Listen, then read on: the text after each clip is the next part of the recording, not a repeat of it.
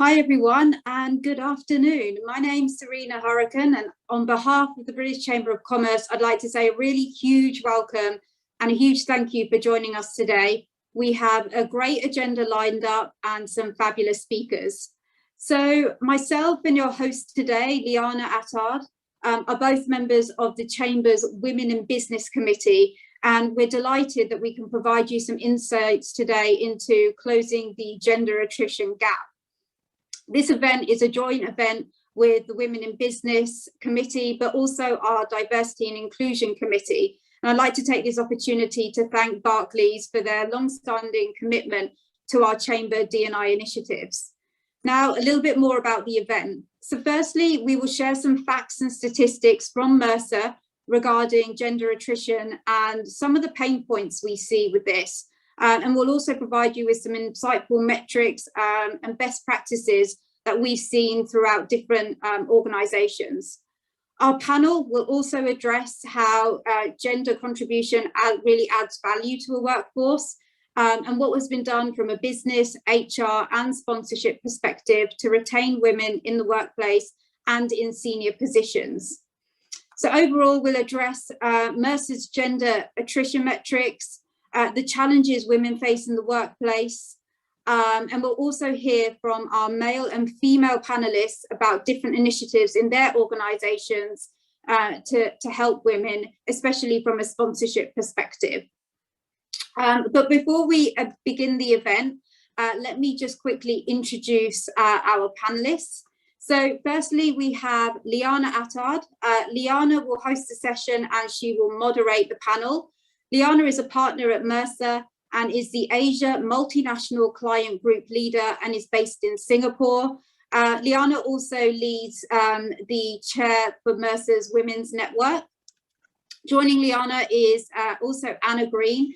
Anna is the head of small and medium business for APAC and Japan at Amazon Web Services.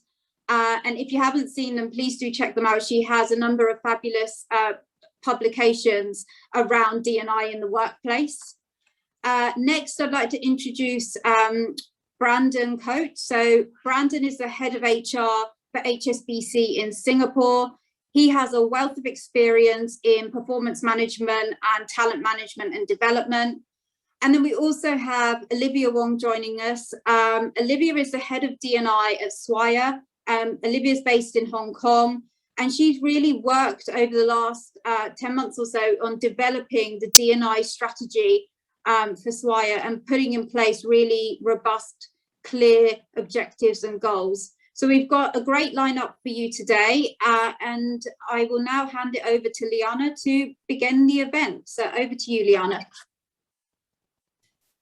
Thank you very much, Serena, and a very warm welcome to everyone to our discussion today. And as you heard from Serena, we're going to examine some of the drivers of gender attrition, particularly at the senior levels, and what are those inflection points or pain points which is causing that broken rung, so to speak, in women's representation in senior roles. So you'll hear from our panelists shortly, which I'm very much looking forward to, not only on what's driving that broken rung, but how to identify what is hindering progression into those senior roles, but key actions that can be taken from an individual perspective, an organisation and a business perspective as well, and HR too. So despite gains for women in leadership, when we reflect on research data from both McKinsey and Mercer, in the last year, a broken rung in promotions at that sort of first step up to manager is still a major barrier. So for every 100 men promoted to manager, only 85 women were promoted. And as a result, women remain significantly outnumbered at the manager level. And even just at the beginning of last year in 2020, they held just 38% of manager positions, while men held 62%. So that broken rung, so to speak, it has a longer term impact on the talent pipeline. Since men significantly outnumber women at the manager level, there are far fewer women to hire or promote to senior managers. And that number of women, it decreases at every subsequent level.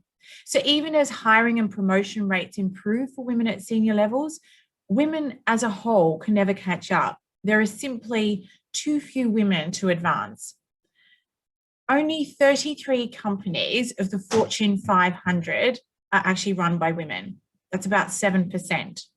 So in terms of board seats at these same companies, only about 1/3 are actually held by women and minorities.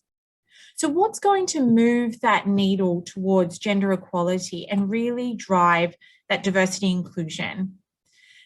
Last year, Mercer's When Women Thrive research, which we conducted in collaboration with the World Economic Forum, and we run this research every 2 years, it showed that 3 key components, when actually put together, will drive real change. And these are the 3 that we're going to examine in our discussion today with our panelists.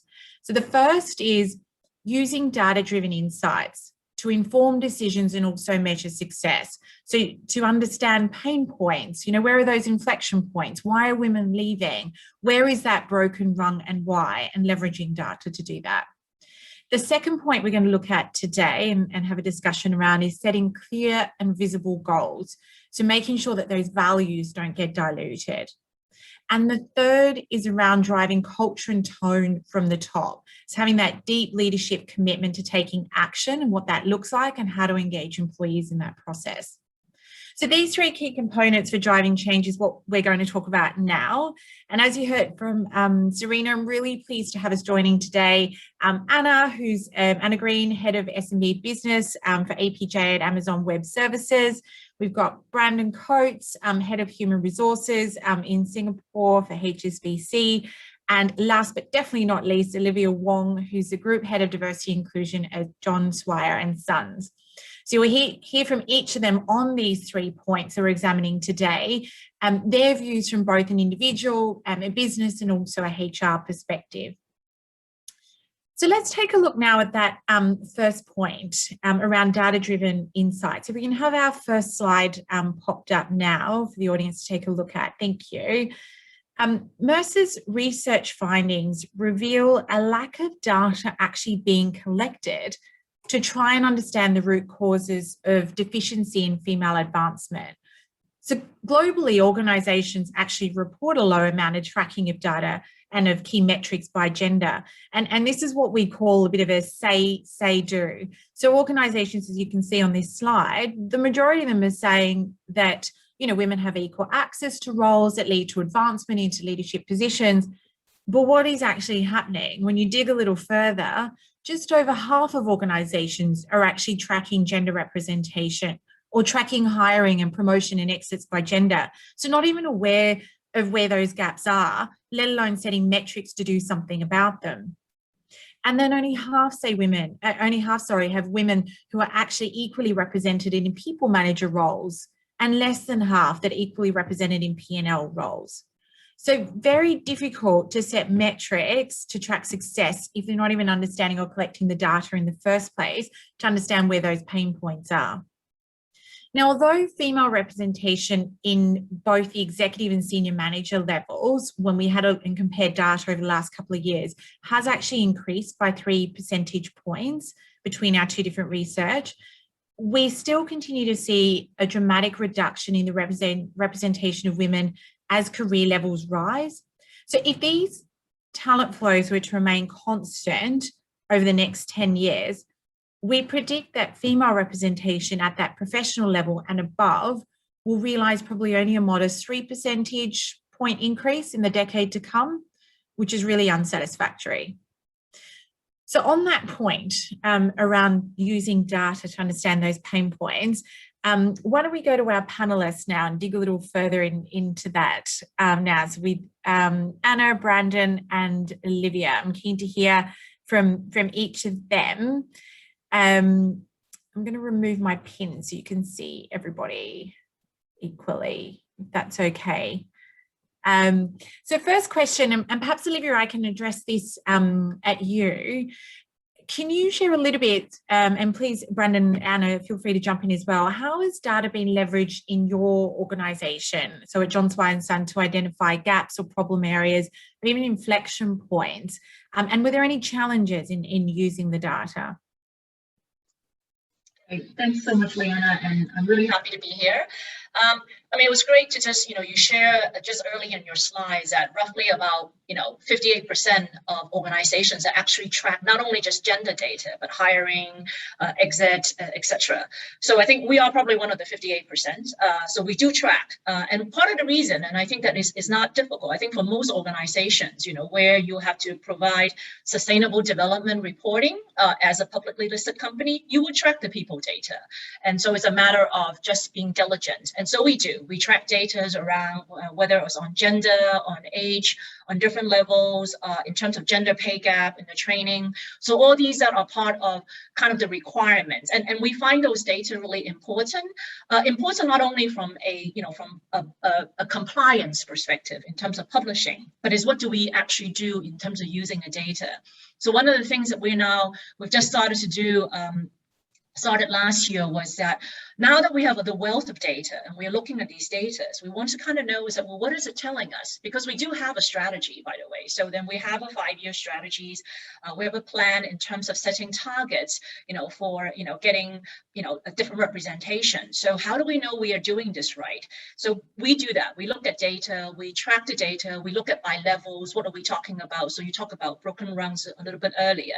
So we do look at pipeline. And I think that's one of the key things is that while, you may be looking at great, like we want to have X percentage of women into senior leadership, but how do you know that you're going to get there if you don't actually have the pipeline to support that?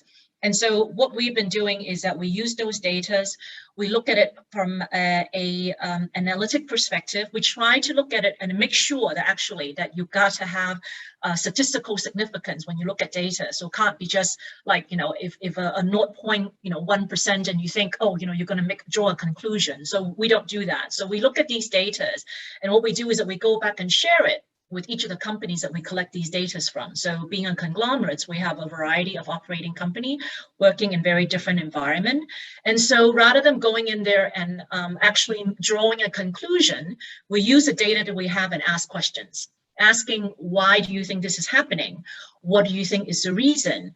And then sometimes they have a very good reasons. And then so then we can look at working on what we're going to do. And sometimes it's the first time they've, they provide the data, but not really knowing what the data is telling them. It's the very first time they see that, hey, wait a minute, that's a really interesting observations. So now let's talk about what we can do. So I think these are some of the things that we find that while, people may be used to collecting data, it is actually having those conversations and asking those questions and then looking at them, what it is that you're going to do.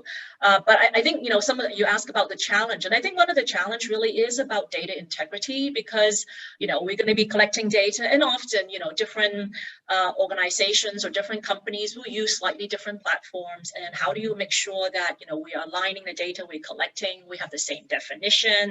How do you make sure that you build the credibilities and to also be mindful sometimes for ourselves, that, make sure that we don't, manipulate the data in a way to try to tell a story, but to really kind of, having that integrity and making sure that those data are that we are not making just assumptions, but we are actually making credible, having credible insight. So then, I think those are some of the key challenges that we do see, as we look at data. Thanks, Olivia. I think that's a really great point. I think that business case around equal representation has already been made around gender parity. But I think, observing what many organizations are doing in that rush and enthusiasm to try and create gender parity, throwing a whole bunch of initiatives at the problem without sort of like using data to identify where some of those pain points may be. And we're almost at that next iteration. So looking under the hood a little bit further and using data to inform on what some of those next strategies should be. So like, as you rightly said, for example, is it at certain levels? Is it, when we're hiring? Is it, and how do we use data in that respect? What about some of the opportunities? You talked briefly about some of the opportunities that the data does highlight. Anna, from your perspective, I mean, in your experience and in your current or even prior roles, to what extent do you find that you can leverage data to identify some of those opportunities too? Look, exponentially so, Liana. And I think, moving from a financial services role into a technology role, what I see is the way that technology is being used to I guess, understand the data around diversity and inclusion is really, it's a world where there's so much opportunity. So, you know, just to double down on what Olivia was saying, monitoring, I would say, is the first and most critical part of that. So we all know what gets measured gets done. Certainly running a P&L, you know that.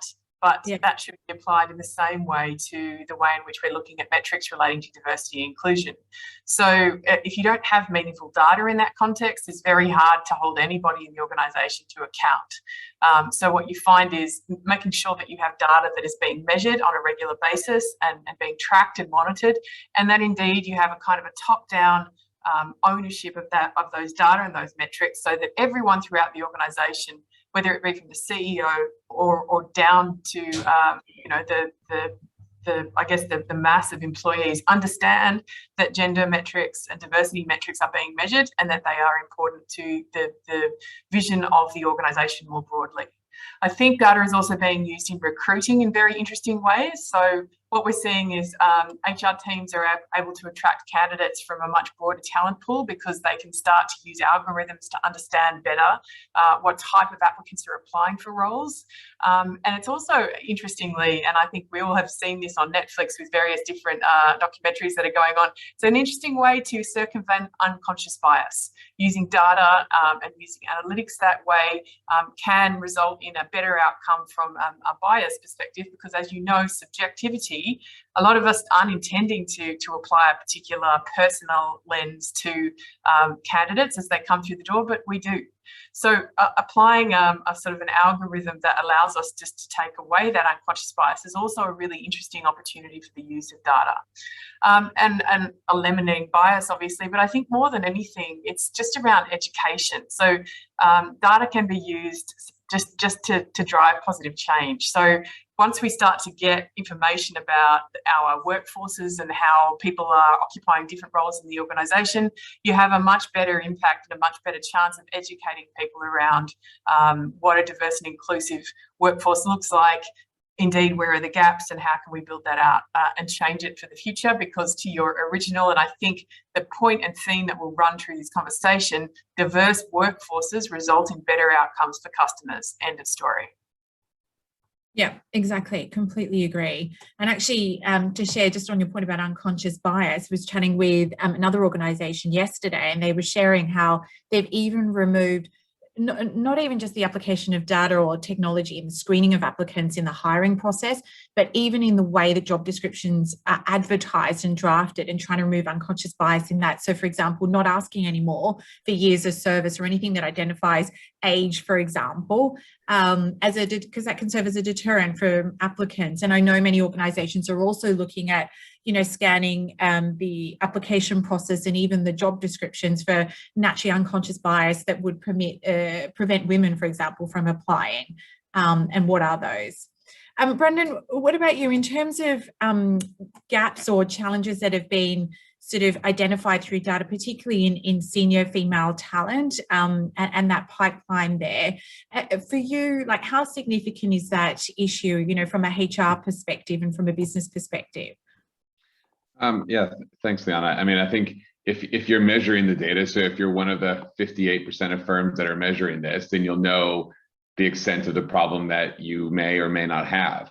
I mean, my view is that there is a significant problem when you look at that just from a visual test across looking at the excos, looking at the boards, and that there's just a clear, obvious lack of female representation consistently across whatever industry or sector.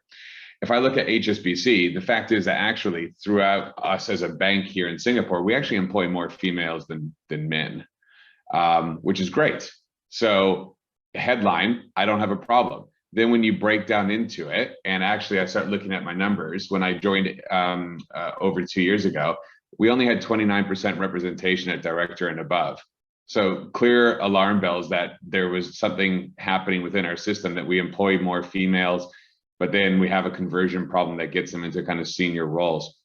So what we've really done is tried to kind of address that conversion problem, because it's not that I need to attract more females into the banking industry, because we're already there. The data shows me that we have them there. It's how are we training, developing, and converting them into kind of senior roles. And that's really been a key focus for us at HSBC Singapore. And, you know, because if I look at the level even below director, we're at 48%, right? So again, there's a massive gap there to kind of get them over that little hump. And so again, trying to focus on that conversion, because I do believe that once we have greater representation at that senior end, then all of this won't have to be spoken about and it will happen naturally. You then have balanced decision making. I love what Olivia and Anna said about unconscious bias. I think that's absolutely the way to go. Look at skills required, assess on skills rather than experience. Absolutely. I think, you know, some of the other kind of areas of data that I would touch on that are kind of opportunities is if you do workplace engagement surveys, understanding the engagement of your different your different groups, whether that be female, male, whether that be other ethnicities. But that tells you really kind of a really strong picture over kind of how your strategy is working and kind of tracking that over time. I think also looking, and Olivia hinted at it on pipeline. Do you have strong balanced representation on your succession plans? Because if you don't, then that spots a gap for you. You don't need data to necessarily tell you that, right? There's not a, you know, an algorithm that's going to spit that out. It's, again, it's an eye test. So I think also some of this, which is, you know, some of it is very strong and you can have these algorithms to stop unconscious bias, but some of it is just common sense as well. And actually having strong leadership to say, yes, we want to be better in this space. And so what can we do directly? And then what is that kind of long-term strategy that we want to build for? Yeah, completely agree, Brennan. I think you've articulated it very well. And I think what we're all saying is like there's the purpose of data really is to help look below the hood. You know, we're not all high-fiving ourselves saying we've got equal representation, our job is done here, you know, within an organization, whatever your role is. It's looking below the hood to see where are some of those pain points. And as you've rightly identified, Brendan, sometimes it's looking at that pipeline or adequate succession planning, for example. Anna, you were going to add something. Oh no, I'm just sort of smiling and nodding. I mean, these are themes that are just so you know, consistent across all of the organisations that I've worked at. Yeah. And I think in particular, just being realistic when planning for pipeline, as Brandon and Olivia has said, you know, it is not the case that we should be kind of stopping and saying, well, we've reached a particular number, because again, that doesn't serve to meet the bigger challenge which we know the industry is facing, which is that there is a lack of women who are moving up the ranks, and just kind of appointing people in a piecemeal fashion is not the right approach. We must use data, analytics, and be driven by, you know, programs of support. So I know we're going to go deeper on this. I just think it's a really interesting conversation, Liana. Yeah, absolutely. And I think that's a really nice segue actually into our second point of our discussion around, you know, once you have the data, how do you then set clear and measurable goals? Like, how do you take this forward to really drive change? And what do those actions look like? So I think that the challenges really that companies are facing, I think we are at an inflection point. And I believe that COVID has actually amplified some of these issues too. I mean, we have millions of women at a point right now, and particularly so last year, that we're looking at downshifting or downsizing their careers, leaving the workforce because of additional caregiving responsibilities. And I think that broken rung that we talked about at the outset, which has held millions of women back from being promoted to manager and above, is still broken. So we're really at two parts here. If organizations are going to recognize the scale of those problems and do all they can to address them, they can help their employees get through the period that we're in now and beyond, and reinvent, and I think we're at a crossroads here, really reinvent the way we work so it is more flexible, it's more sustainable, and recognising the various roles that have a part here. If not, I think the consequences could not only hurt women in business too, but businesses themselves and even the economy as a whole, as we were mentioning earlier. So a real game plan is required and clear actions. And I think if we can just pop up the next slide, please, Sabina, so we can share with everyone here. I think that, you know, although improvements in talent flows demonstrate that leadership as a whole, you know, for organisations, as we mentioned, they are engaged with D&I challenges, we have found minimal evidence-based strategic planning to actually back up or propel those affirmations, and a real forward sort of thinking strategy off the back of that. So you can see in this slide here, again, a bit of a say-do comparison. So organisations are saying that, yes, we're focused on improving D&I. And we've seen this like publicly in the press as well. And, you know, majority of our execs are actively engaged in D&I. But when the rubber hits the road, you can see in that middle column, only 42% of organisations actually have a documented multi-year D&I strategy, and half are setting quantitative goals for measuring that. And then interestingly, if you look at the bottom part of this slide, only a third of organisations have actually taken that next step to appointing a D&I officer or chief officer. So someone in a role very similar to Olivia, who's on the call today on the panel. And then interesting, for those that have done that, oftentimes what we see is that the D&I strategy runs in a silo parallel to HR, who's then also again parallel to the business. And so they're running separate of each other as opposed to interconnected. So I think despite that marked increase in leadership commitment to accelerating that workforce diversity inclusion, I think organisations are still showing not a huge appetite for actually setting targets for D&I initiatives. And our research shows, as you've seen, that only 17% of exec comp targets are actually tied to D&I initiatives. So I think these findings may be a link to a reluctance to adopt representation of quotas or targets, and we'll dive into that in a moment with our panelists, which is often how organisations think about measuring progress in D&I outcomes. But that lack of goals and targets, it can stifle progress. So organisations really need to think about considering meaningful alternatives. So for example, instead of measuring gains solely in terms of representation, organisations could consider measuring the impact of policies or programs and practices that will improve the overall equality of opportunity, experience and pay. So why don't we go to our panelists now just on that point around setting goals and clear actions off the back of the pain points identified or the opportunities identified in the data. So maybe I can go to you, either Olivia or Brandon on that. Maybe Olivia, you first, actually, given your role as a D&I, Chief D&I Officer. I recall when we were prepping for today, you were sharing with me about setting quotas for the business and for executives also having quotas within their goals. Can you share a little bit around that process and what's the difference between representation versus inclusion, and how do you use goals in a positive way? Because can also a quota, sorry, in a positive way, it can also have some negative connotations too. Yes, great.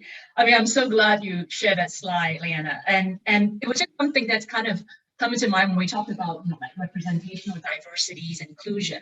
And I didn't create this, but I read this somewhere, so I really agree. So then basically representational diversity is kind of like being invited to a dance. And we talk about inclusion, it's actually being asked to dance. However, if you want to feel really belong, is that you'll be dancing there like there's no one there. And so, I mean, that would be the ideal, right? When we get to a point where we can all be ourselves and really contribute, regardless of whoever happens to be in the room. And, you know, so then, but I mean, I think having said that, I think, you know, we did talk about, you know, in terms of, but somehow you still need to measure, right? As Anna said, like, you know, if you don't measure something, you're not going to do anything, you know, because you're not being held accountable. So I think still it is important to have some forms of target. And I know that we talked about, you know, like I think earlier talked about quota and how people tend to see that word. I mean, it's unfortunate, you know, I mean, the words quota kind of make people have a sense as if that, you know, people, whoever is getting into those particular roles are not deserving because they only get in because of quota. So kind of like affirmative actions. But I think, you know, that for me is really about leveling the playing field. But however, you know, we are pragmatic people and we want to get things done. So if quota is not a nice word to use, let's use target.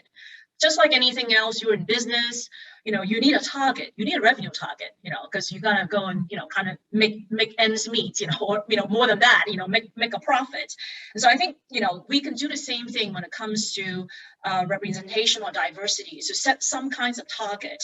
And so we do that, we do set a target specifically right now for getting more women into senior leadership. Moving into at least 30% women into the senior leadership role within the next, 2 or 3 years, and we should push ourselves further, but we got to start somewhere. So by having some kind of target, something to aim for, then you kind of, let that, well, what is that you actually need to do? What do you need to, we talked, Brandon talked earlier about conversion problems, right? So if you don't have a target, you don't know where you want to go, then you don't know how to convert, or how do you actually make sure you can convert and actually meet, ultimately getting to a point where you have some forms of close to equal representations, at every single level. So I think those are the kind of things that I think is really important. So, I would argue that at the end of the day, and I know that, this is something that we discussed internally as well when we first started talking about target, that people were a little bit uneasy. I mean, we talked about quota versus target. And I think ultimately, we're able to say that, if we treat this as if you are doing this like any other business, then the target should no longer be an issue. It is it's not even a conversation that we need to actually have to discuss. So I think, this is something that I do find, I think is really important and I'm very passionate about.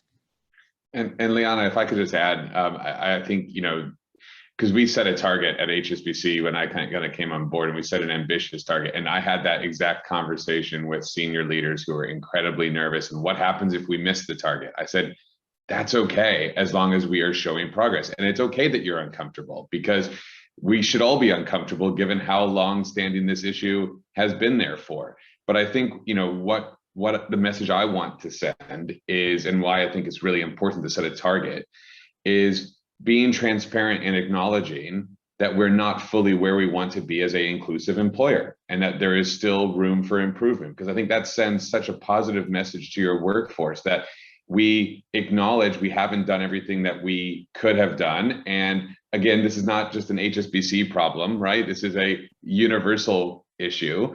We're not alone, but we're being transparent that we want to get better, and we need everyone's help. Because again, it's not just a senior leader taking it upon themselves, it's throughout the organization that has to contribute to it. So I really believe that the target part and being transparent on that is so important for the culture of an organization. Yeah, and if I could just add to that, Liana, and I know you've got a talk track, but it's something that certainly, as I'm appearing in more of these type of conversations from an industry perspective, to Brandon's point, one of the challenges you often have when you're talking about quotas is, why do we need them? It's a meritocracy. People should be being put into roles simply because they have the experience and are capable of doing the job.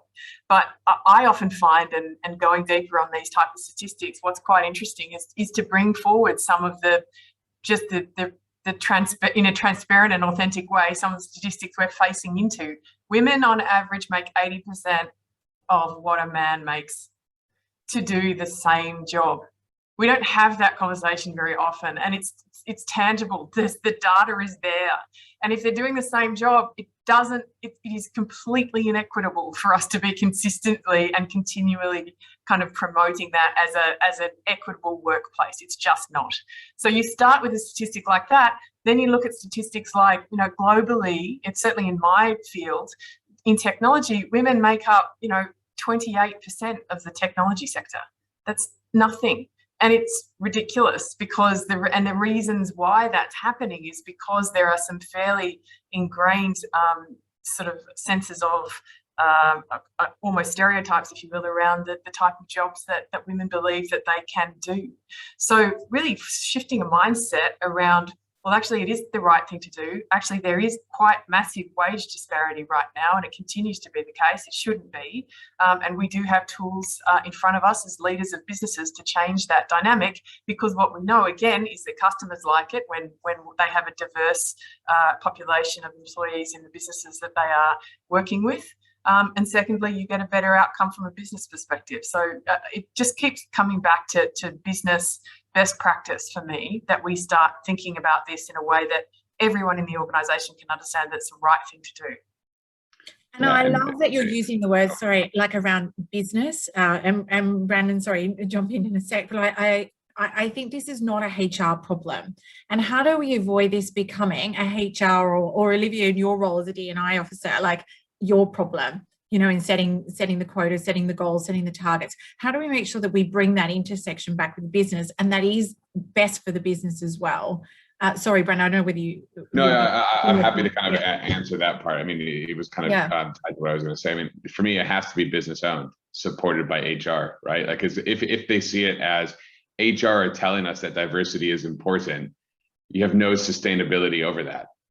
But actually, if your leadership truly believes, and I mean truly believes, that they want to be more diverse and that we have a problem, that is where you can change the culture and have a sustainable solution, so that it isn't just a fad of, oh, I created a 12-month talent program, tick box, job done. Actually, what are you doing for the next 5-10 years to have a sustainable kind of talent pipeline? Do we agree that this is a priority for us and that we need to make that investment? I think our job in HR is to provide the regular data that we've all spoken about, because we are the gatekeepers of that. We do have access to that type of sensitive information. And it's holding the mirror up to the leaders, right? It's getting the collective agreement that this is something we want to do. And where we're not hitting the standards that we've set, holding that mirror up and asking those awkward questions. HR is in such a unique position to ask those type of gritty questions that make people uncomfortable, but that's also our job. So I really cannot emphasize enough, it is not an HR-led initiative, but it is HR supporting the business and leaders on this important initiative by providing that data and holding the mirror up. Yeah, completely agree, Brandon. Olivia, please, yes. Yeah, no, I mean, I absolutely agree. I think what Brandon said is so true, because I think I always find it really interesting is that, you know, whenever, you know, like the business people are, you know, like business leader are looking for, oh, you know, I need to hire or fire someone. Oh, that's the HR's job. However, the people actually work for them. I don't understand is that why do the business leader thinks that, you know, they have no responsibility for the people that actually works for them? They work for them. They don't actually work for the HR or the D&I team or whatever. So I think that, you know, it is really imperative that I think for, you know, business leader to understand that, you know, one of the until the day that we all use robot, you know, human, I mean, we're going to have to use people to actually do the work, and these people are their responsibility as well. They are there, you know, as a business leader, they need to make sure that the people that are working for them do feel that they are contributing, being respected, that are able to perform, because ultimately they're also helping them to, you know, meet their target and, you know, meet the team target and, you know, make their bonus. And so I think those are some of the things that it is so important, that where I find it truly, you know, I don't understand, you know, when a business leader kind of comes and say, well, you know, that's really HR's problem, you know, when it comes to people. But and so I think those are some of the things that I think, you know, we need to be reminded. And the culture is not being built by the HR team, you know, or D&I people. A culture is created by every person that works there, and, you know, starting from the top.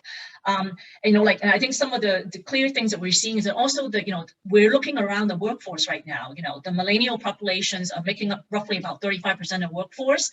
So, you know, people are coming in, and this generations basically are looking to work for companies that they feel that, you know, are being responsible. They are holding these company, you know, accountable. And then also that, you know, in many of the ways, you know, for these, you know, young people that are coming in, they're both, you know, in terms of within the workforce, but also our customers, you know, they will decide whether as an organization, we have the social license to operate. So I think that these are some of the things that I really kind of feel that, you know, as a business leaders, that it is our responsibilities, you know, as a business leader's responsibility to ensure that, you know, we are holding each other accountable and making sure that we are bringing in that sort of diverse talent and making everybody feels that they are truly included. Yeah, completely agree, Olivia. And I think that it's a nice segue into the culture conversation and how do you drive that change? Because I think that's when the rubber really hits the road. And it's probably where we see the biggest blockage. You know, you have the data, you identify where the issues, the challenges, opportunities are, you set the actions and the goals, you know, for the business, HR, etc. But then to drive that culture change, this is where yeah, I think many organizations kind of get stuck at that point and what is needed to do that. And probably arguably the most important.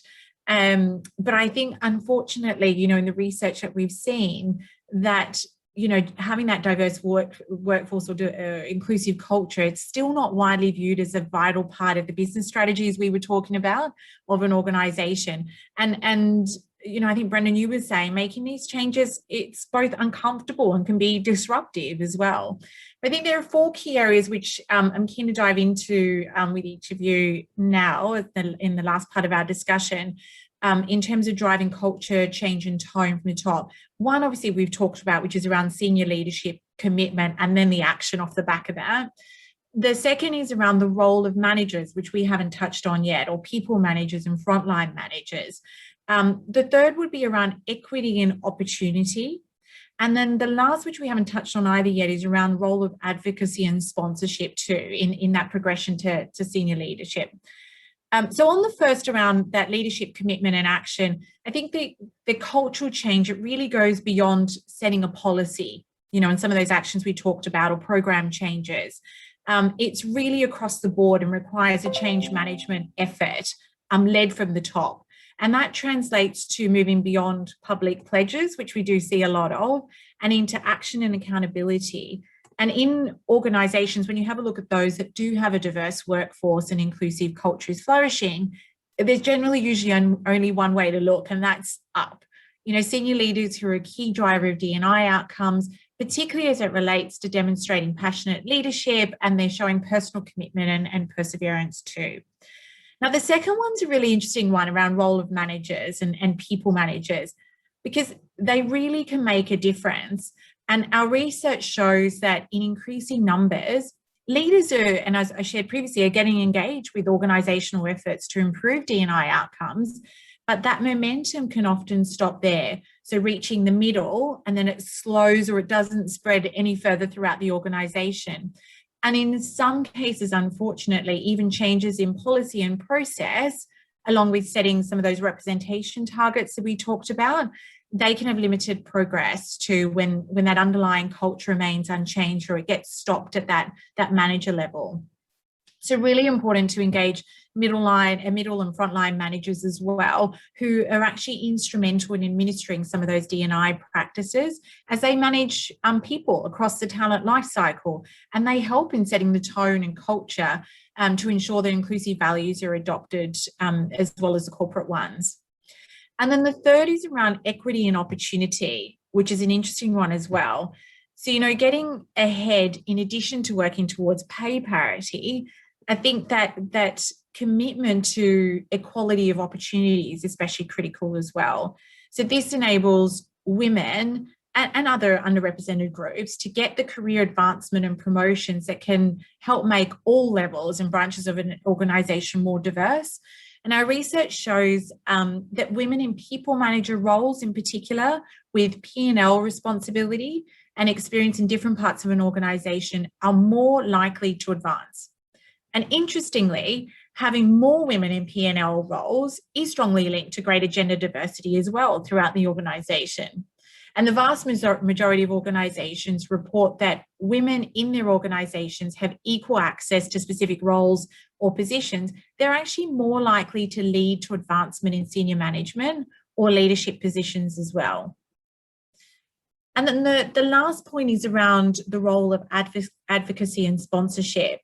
The research again shows that there's a real shortage of sponsorship and mentorship programs which have the potential to level the playing field between men and women in programs that recognise high potential talent. And interestingly, only 35% of organisations have high potential programs for women.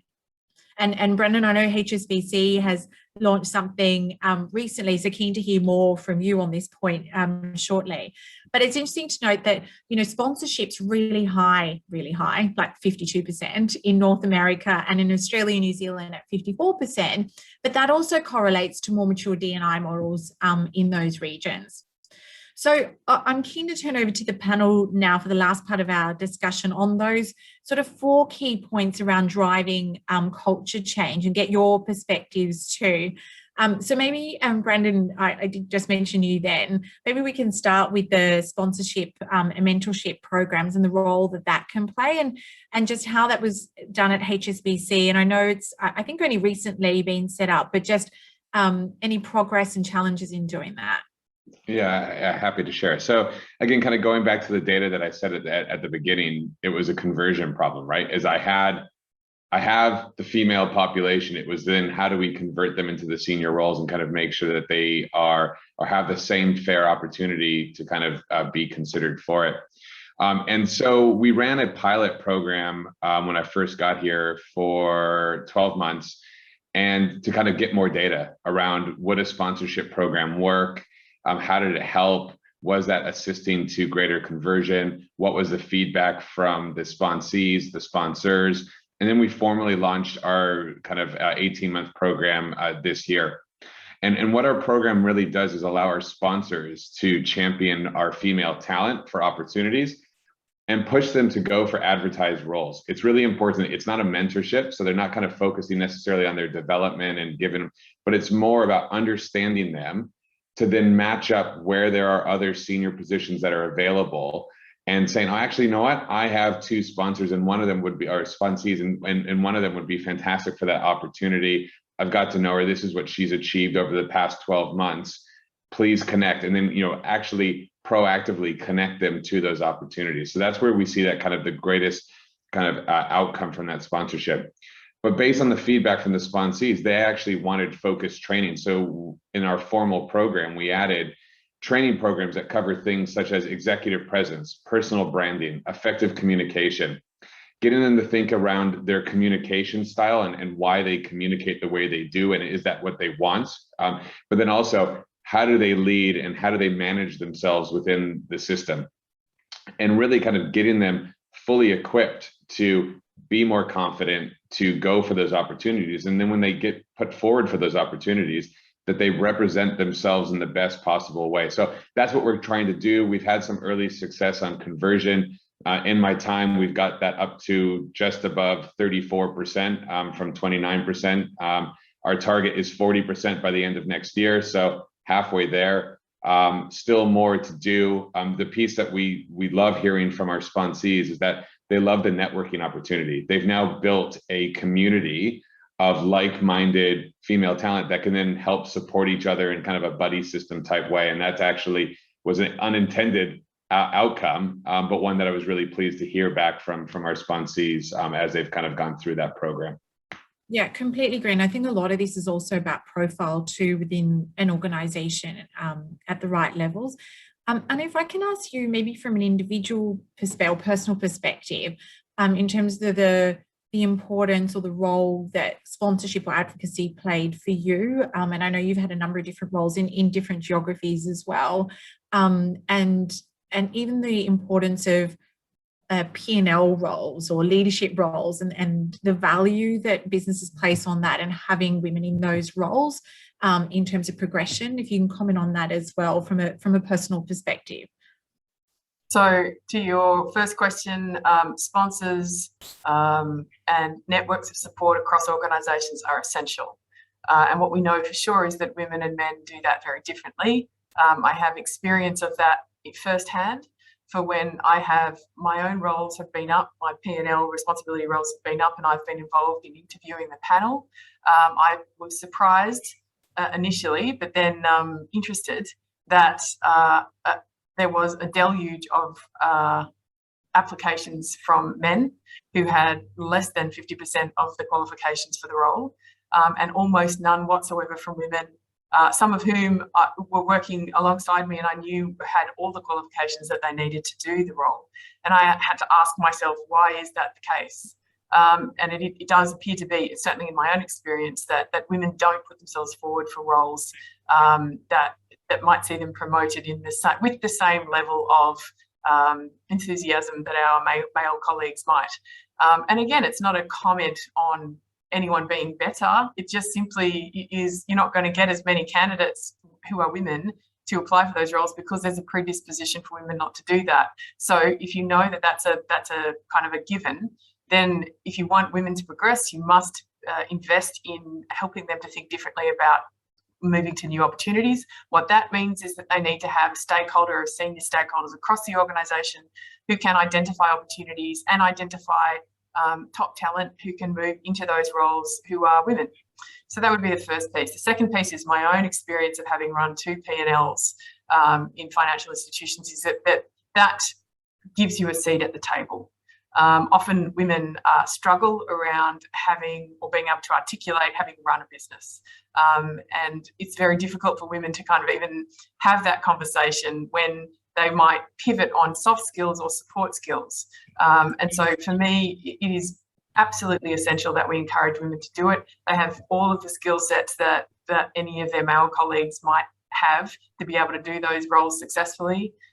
There's certainly nothing spectacular about me. My own career progression started as a lawyer and moved through banking to become a CEO. So, you know, there are different skill sets that are applicable for different things, but certainly most of the women that I've worked with have the ability to do P&L roles. They just don't think of themselves in that context.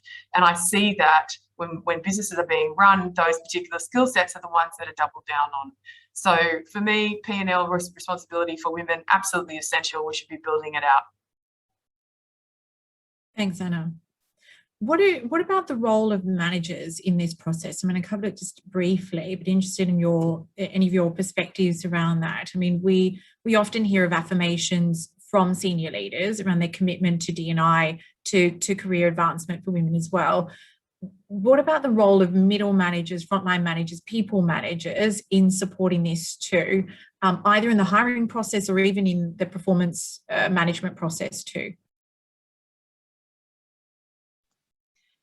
I mean, I think sometimes, I mean, this is always often the conversations we have around, you know, what about the managers? And usually that's the challenge where many of them, you know, because of, you know, the role that they're doing, often is there's a lot on their plate and they're thinking, okay, wait a minute, if it's not going to help me to get the job done, I don't really quite understand how this has anything like diversity inclusion, you know, like being more inclusive, how does that going to help me? So I think a lot of it is also about awareness and educations. And I think it's really important, you know, while, you know, often we do a lot of training for, make sure our senior leaders understand, you know, the role, you know, what unconscious bias means and, you know, how can they be more inclusive? And then with the younger generation, generally that's sort of the expectation. We often forget that the people that are actually doing the day-to-day work are really equally important. And I think one of the key things that what we try to do as well, you know, in the group is to say that, you know, when we are now rolling out programs and we make sure that our middle managers actually go through the same kind of training in terms of unconscious bias training, building up the awareness, but then also let them realize is that if they develop their team and making sure that they are able to fully contribute, they themselves will be able to rise and move to the next level. This is actually a win-win situation, right? So I think this is the kind of things that where often is we kind of, we have to remember not to only look at from the very, very senior and look at the very junior, but remember that in the middle, there is a large group, there is a huge, 70% of the populations that is there, that's actually doing a day-to-day work that really also needs to understand the role that they play in terms of supporting not only the organization, but themselves so they can progress and they can move forward. So I think that's, some of the key things that where, if we can kind of tap into what's in it for me, we can then help move that needle. We have a question from our audience in terms of the sponsorship point that we were just discussing, and whether that's an effective tool compared to mentorship. So are they the same thing? Are they different? And when would you use one or the other, I guess? And then there's a follow-up question, but I'll ask that in a moment. Perhaps we can address that question first. And Brandon, do you want to cover that, given that you've done both at HSBC?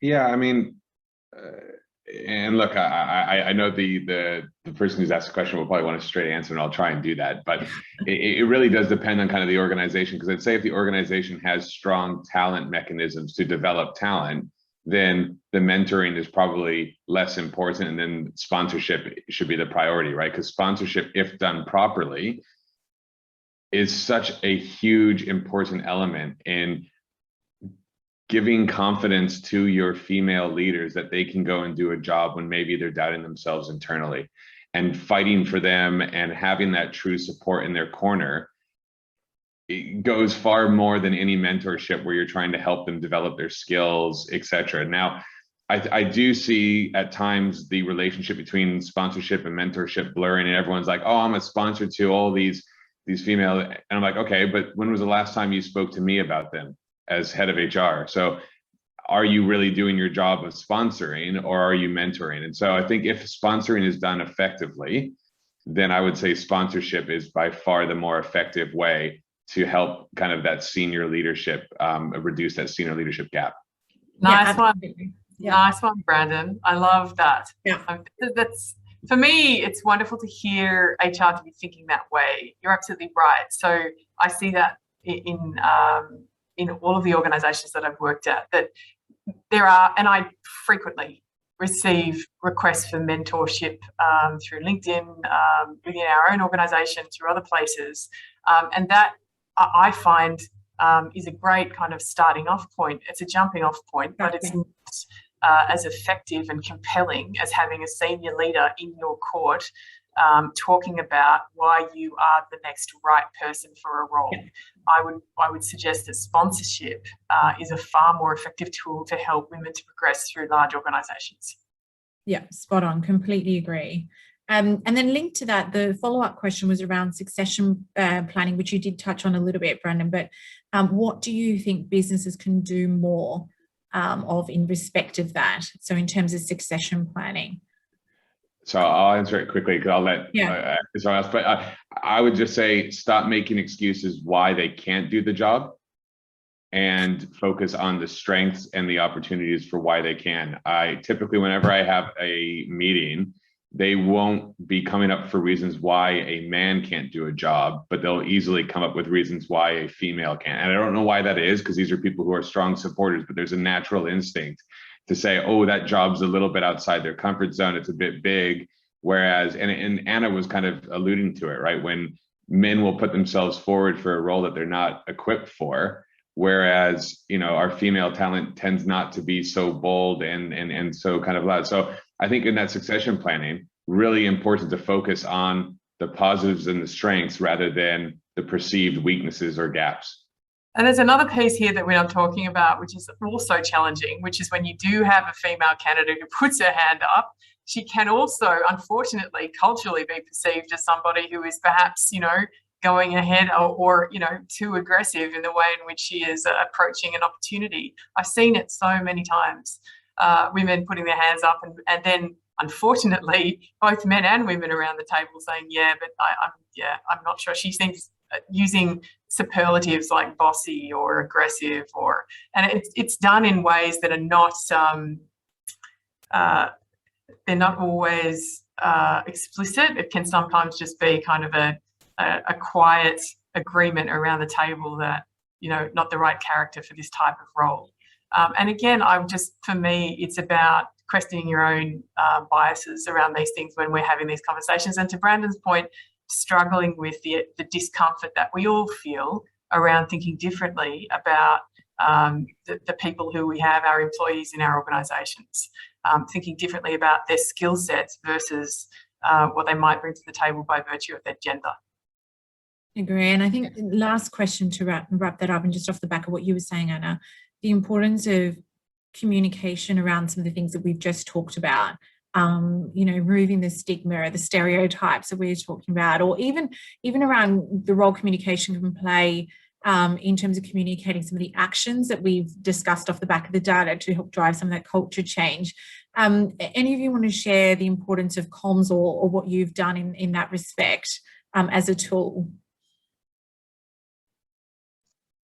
Yeah, I think one of the things, I mean, just to comment on an earlier point as well, it's also sometimes the problem is about the unconscious bias is chivalry. I mean, men kind of feels that, you know, when there are men and women come for a role, oh, for the women, what about their family? We need to think about, you know, look after their family, and we shouldn't, you know, like move her around because, you know, what would that do with the family? But you won't ask that of a man. And the thing is that men also have family. What do you think? You know, so I think sometimes these are the kind of things that where, you know, I think we also need to be really mindful. And so, you know, kind of leads to, in terms of the communications, I think is, you know, often is that we do need to be quite transparent. I think whenever we look at, part of succession planning that we look at is that we are very open, especially a lot of our roles, we need to move people around, that we have these conversations very early on and very openly with each of the individual, whether you're a man or a woman, whether you are single or you have a family, is to have that conversation early on and being very open about the, what would be the opportunity for those kind of roles and the challenge for those roles, and then have the individual to decide is that at what stage that they are ready to do these kind of jobs. And if they are not ready right now because of whatever reason, when would they be ready? And making sure that they have that opportunity that's open to them. And it has nothing to do with gender. It should really be, firstly is that whether they have that sort of potential and they have the performance to prove it, and then is having that open conversation and transparent conversation, so then it becomes a partnership between the organization and the individual versus us, like the organization thinking I'm thinking the best on your behalf, but that's not true. You got to let that person to choose as well. Thank you very much, Olivia, and thank you also, Anna and Brandon, for your time. I think we've had quite an engaging discussion that could have gone on for much longer, but really pleased we were able to cover those key points around sort of, using data to drive some of that change, clear actions, and also some of the actions around cultural change, and hearing from each of you from both an individual perspective and also from a business and HR perspective. Thank you very much, and over to you, Serena, to close out on behalf of the Chamber. Great, thank you so much, Liana, and thank you so much to all of our panelists as well, Anna, Brandon and Olivia. It really was quite an insightful session. I do agree with Liana. I think we could have gone on for another hour, and really thank you again, because your passion for D&I really, really came across. But no, some of the key takeaways that I took were, the data behind this. 58% of companies track D&I data. 81 say they focus on D&I, but only 42% actually have a documented strategy. So I think just on the data and strategy part, there's still a lot for everyone to do. I also liked a couple of the thoughts around, the business really needs to own this D&I piece, and as Brandon put it, but supported by HR and having leadership that truly believes and can change that culture. And I think the last part was the whole part on sponsorship and mentorship, but particularly what Brandon was saying around, sponsorship and the training courses that people go through, and giving women more confidence to apply for roles. As we heard Anna say, for some of the job applicants she saw, majority men, even though they only had maybe half of the desired skill sets, but women who she knew had more but didn't apply. So I think it's really interesting, and I think moving forward is how do we address some of these issues and encourage women to be more confident. So again, I'd like to thank you all again for joining us today. Again, thank you to our panelists. It was a really great session. As you can see on the screen, we do have some upcoming events, so please do check them out and feel free to register and join. And after the session, there will be a survey that will hit your inbox. It only takes 5 minutes to complete, and we would really, really appreciate your feedback. So with that, I'd like to say thank you to everyone again, and goodbye, and enjoy the rest of your day. Thanks so much. Goodbye, everyone.